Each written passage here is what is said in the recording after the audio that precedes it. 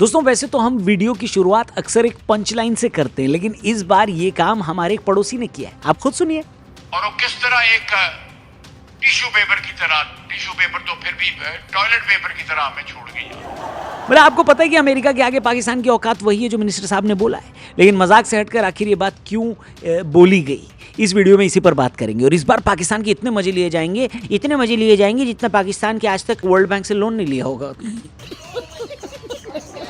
मतलब इतने मजे लिए जाएंगे जितनी पाकिस्तान ने दुनिया से लानतें नहीं सुनी होंगी। और इतने मजे लिए जाएंगे जितने हमारे ब्रह्मोस ने उनकी जमीन में सुराख नहीं किए होंगे। तो दोस्तों जब किसी देश का डिफेंस मिनिस्टर पब्लिक प्लेटफॉर्म से ये बात मान ले कि उसका देश दुनिया की सुपर पावर के लिए केवल टॉयलेट पेपर बनकर रह गया, तो समझ लीजिए कि हौसलाए पस्त होने की अंतिम सीमा पार हो चुकी है। ख्वाजा आसिफ ने यह कहकर न केवल अपनी बेबसी जाहिर की है, बल्कि पाकिस्तान के 75 सालों के इतिहास का कंक्लूजन एक लाइन में लिख दिया है। रिसेंटली ख्वाजा आसिफ ने बड़े भारी मन से कहा है कि अमेरिका पाकिस्तान को केवल तब याद करता है जब उसे अपने हाथ या अपना कुछ और साफ करना होता है। एक बार काम निकल गया तो पाकिस्तान को फ्लश कर दिया जाता है। टॉयलेट पेपर की तरह हमें छोड़ गई। वेल ये बयान उस समय आया जब अमेरिका ने पाकिस्तान को दी जाने वाली मिलिट्री मदद और स्पेशल स्टेटस पर कैंची चलाना शुरू कर दिया। आसिफ साहब शायद ये भूल गए कि इस्तेमाल होने के लिए अवेलेबल भी तो पाकिस्तानी हुक्मरान ही रहते हैं। ये सटायर पाकिस्तान की उस विदेश नीति पर सबसे बड़ा तमाचा है जो हमेशा डॉलर के बदले ईमान बेचने को तैयार रहती है, वो ईमान जिसमें 72 छेद नजर आते हैं। अब पाकिस्तान का एक सिटिंग मिनिस्टर जब ये कहता है तो साफ दिखता है कि उनकी पॉलिसी कितनी खराब है, फॉरेन वाली भी और हेल्थ वाली भी। खैर इससे पहले कि हम पाकिस्तान की और बैंड बजाएं, आपको डिस्क्रिप्शन में ले जाना चाहूंगा, लिंक दिया है, उस पर क्लिक करके महाशिवरात्रि के महाअन्नदानम के लिए जरूर डोनेट करिएगा। योगी की बड़ी प्रतिमा के सामने हर साल की तरह इस बार भी लाखों महादेव के भक्त आएंगे। पूरी रात जब वो महाशिवरात्रि मनाएंगे तो उन्हें जो प्रसाद दिया जाएगा उसके लिए पिछली बार भी हम सब ने मिलकर कॉन्ट्रीब्यूट किया था। इस बार भी मौका है, डिस्क्रिप्शन में पिन कमेंट में जो लिंक दिया है उस पर क्लिक करके डोनेट जरूर करें और अपने दोस्तों से भी ये डोनेशन का लिंक शेयर करें। हर हर महादेव बोलते हुए वीडियो में आगे बढ़ते हैं। अब सोचिए कि एक देश जिसका वजूद डेट पर टिका हो वो सम्मान की उम्मीद कैसे कर सकता है। पाकिस्तान ने दशकों से अपनी स्ट्रैटेजिक लोकेशन को एक किराए की दुकान की तरह इस्तेमाल किया है। पाकिस्तान ने कभी अपनी इकोनॉमी को मजबूत करने पर ध्यान ही नहीं दिया। उन्होंने सोचा कि अफगानिस्तान बगल में है, अमेरिका को वहां जाना है तो हम रास्ते का टैक्स वसूलेंगे। इसके लिए उन्होंने कभी भी एक ऑल्टरनेटिव पॉलिसी बनाई नहीं, क्योंकि पाकिस्तानी को हमेशा लगता था कि जमीन कहीं जानी थोड़ी है। अमेरिकियों से डॉलर कमाने का एक बहुत बड़ा रास्ता है जहां से पैसा और हथियार दोनों आ सकते हैं। इल्लीगल हथियारों का धंधा करने में आसानी होगी, एक पैरेलल इल्लीगल इकोनॉमी बनाने में भी मदद मिलेगी, और ब्लैकमेल करना तो उनके खून में। ऐसे में पाकिस्तानियों के लिए ये एक विन विन सिचुएशन लगती थी जो अब नहीं रही। बदलती हुई दुनिया के साथ इनकी पॉलिसी नहीं बदली और अब अमेरिकियों ने इनको वही साफ करने के लिए इस्तेमाल करना शुरू कर दिया जहां इन लोगों की बुद्धि घुसी हुई है। इस वजह से जो पाकिस्तान है वो अफगानिस्तान और भारत के बीच अमेरिका के लिए भाड़े की फौज का काम करता है, और भाड़े पर लाए गए लोगों को अक्सर दरवाजे का डोरमैट ही अमेरिका जैसे देश बनाए हुए रखते हैं, और हुआ भी वही है कि नहीं? बात तो सही है। अब जब देश के इंस्टीट्यूशन और नेता केवल अपनी जेबें भरने में लगे हों तो देश की हैसियत वही हो जाती है जो ख्वाजा आसिफ ने बताई। अगर आप अपने घर का राशन पड़ोसी के बटुए से खरीदते हैं तो पड़ोसी आपको टॉयलेट पेपर क्या डोरमैट भी समझेगा। इतिहास गवाह है कि वॉशिंगटन ने जब चाहा रावलपिंडी और इस्लामाबाद को नचाया है। कोल्ड वॉर और सोवियत संघ के टूटने के समय जब अमेरिका को रूस को रोकना था तब अमेरिका ने इस पड़ोसी देश पाकिस्तान को फ्रंटलाइन स्टेट बनाया और मुजाहिदीन पैदा किए। जब काम खत्म हुआ तो अमेरिका निकल गया और पाकिस्तान को आतंकवाद की आग में जलने के लिए छोड़ दिया। ऐसे ही 9/11 के बाद का यू टर्न कौन भूल सकता है, जब मुशर्रफ को एक फोन कॉल आया कि या तो हमारे साथ हो जाओ वरना तुमको स्टोन एज में भेज देंगे। पाकिस्तान रातों रात अपने ही बनाए हुए तालिबान के खिलाफ खड़ा हो गया। वो लादेन के खिलाफ खड़ा हो गया जिसको आज भी पाकिस्तानी अपना बाप बोलते हैं। मतलब इसको कहते हैं पैरों की जूती बनाना। जब मालिक कहे तो अपनों पर ही भौंकना शुरू कर दो, यही पाकिस्तान का काम है। अब ये सुनने में आपको सभ्य भाषा नहीं लग रही होगी, लेकिन जहां टॉपिक पाकिस्तान होता है वहां हर भारतीय की डिक्शनरी से सभ्य भाषा पहली ऐसी चीज है जो बाहर हो जाती है। नहीं, ये बड़ी अच्छी बात कही आप। अगर यकीन न हो तो एबटाबाद ऑपरेशन याद कर लो। जब ओसामा बिन लादेन पाकिस्तान की छाती पर बैठा था तब अमेरिका आया, उसे मारा और चला गया। पाकिस्तान की सोवरेनिटी का वही हाल हुआ जो टॉयलेट पेपर का पानी में होता है, पूरी तरह गल गई।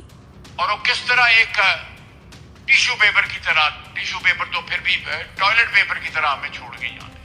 ऐसे में क्या ही गलत बात है अगर पाकिस्तान को अमेरिका का टॉयलेट पेपर बोल दिया तो, क्योंकि ग्लोबल दुनिया में पाकिस्तान ने वैसे ही अमेरिका के सामने खुद को यही बनाया हुआ है। अब ऐसा नहीं कि पाकिस्तान ने खुद को अमेरिका के सामने डेढ़ शाना बनाने की कोशिश नहीं की।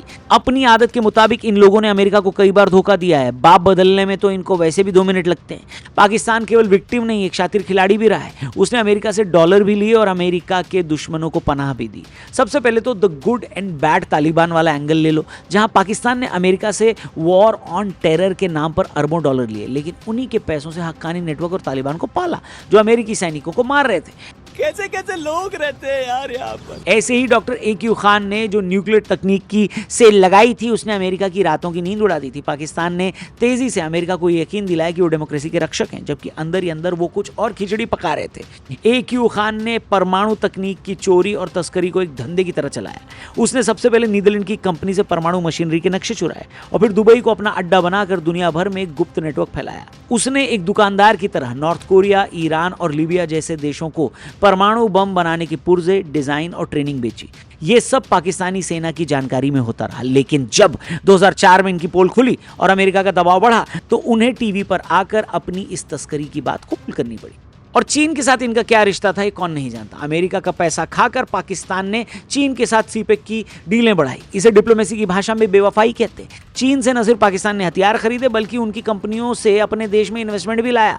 देश में रोजगार बढ़ाने के लिए नहीं, बल्कि आर्मी जनरलों की जेबें भरने के लिए, ताकि वो पाकिस्तान के नेचुरल रिसोर्सेज को बेच सके चाइना को भी। खैर, इस पूरी टॉयलेट पेपर पॉलिटिक्स में सबसे ज्यादा पिसा है पाकिस्तान का आम नागरिक, जिसका साइकोलॉजिकल दबाव ट्रायंगुलर है। सबसे पहले तो पाकिस्तानी नागरिक के लिए एक आइडेंटिटी क्राइसिस है। एक पाकिस्तानी नागरिक को समझ नहीं आता कि वो इस्लाम का किला है या अमेरिका का गुलाम।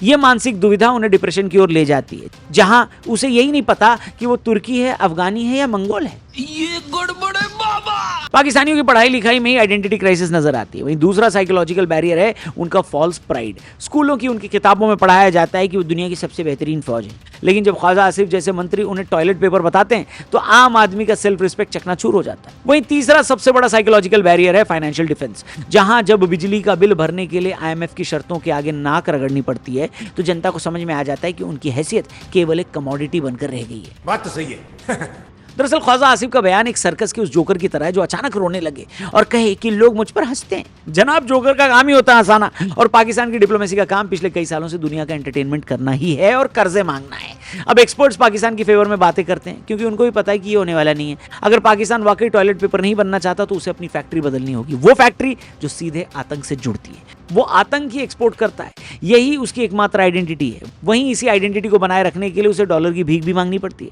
अगर वो उसे छोड़कर सेल्फ डिपेंडेंट बनने की तरफ बढ़े तभी कुछ हो सकता है, लेकिन उस ट्रेन को छूटे हुए 70 साल हो चुके हैं। इतिहास के कमोड में कई देश फ्लश हो चुके हैं और पाकिस्तान का इसमें अब अगला नंबर है। बाकी पाकिस्तान के मंत्री ने जो बोला उस पर आपका क्या रिएक्शन है और उनकी पूरी हरकत पर आप क्या कहना चाहते हो कमेंट करके जरूर बताना, क्योंकि 1.5-2 दिन के बाद उनकी एक हरकत क्रिकेट के मैदान पर भी दिखाई देगी। उम्मीद करते हैं हमारी टीम इस बार भी उन्हें पेल कर ही आएगी। इस पर आपका क्या कहना है कमेंट करके जरूर बताना, और जाने से पहले डिस्क्रिप्शन और पिन कमेंट में जो लिंक दिया है उस पर क्लिक करके महाशिवरात्रि के महानदानम के लिए जरूर डोनेट करिएगा। Thank you for watching. Channel subscribe करना। कल मिलते हैं। जय हिंद।